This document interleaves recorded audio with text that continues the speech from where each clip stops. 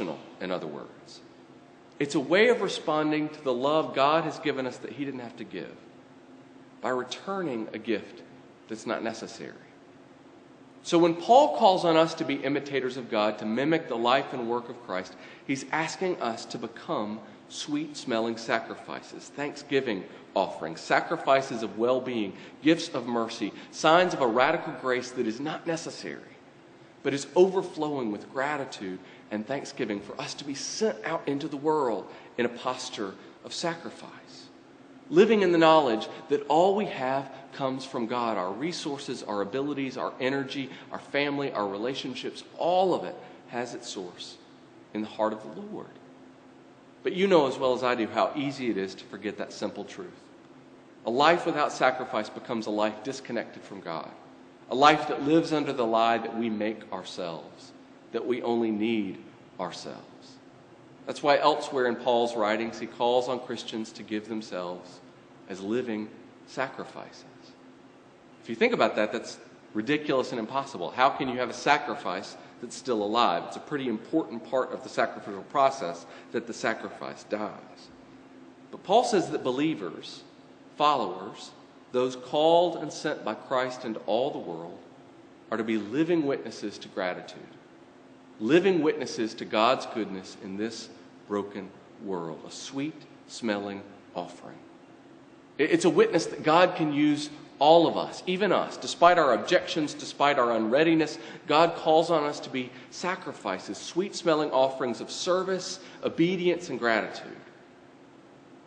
A young man from your church named Don took part in those very early ASP trips as a teenager. He'd heard a guest preacher come and talk about ASP and thought it was something he might want to be a part of. What he found in the mountains changed him. He was so moved by what he saw there, so moved by what he experienced there at ASP, that he came home a very different person.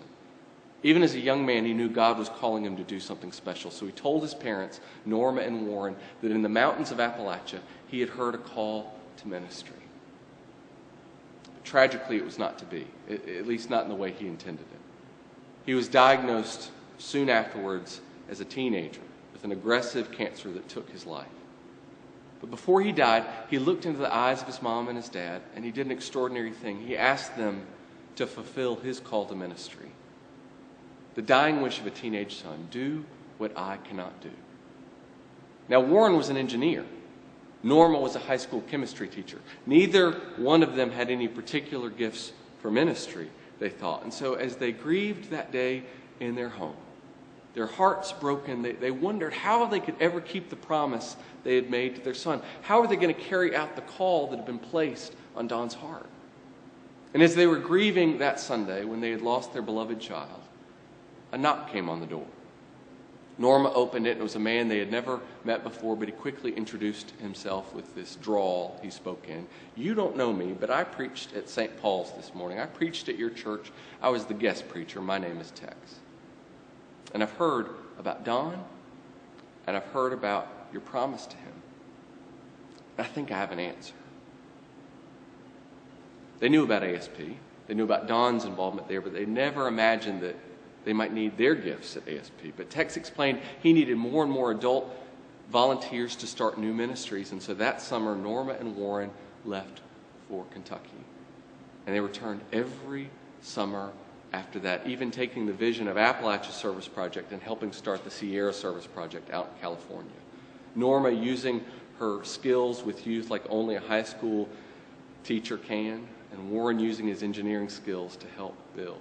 And they kept doing that until Warren died, and Norma at the age of 75 went on to work full-time for ASP.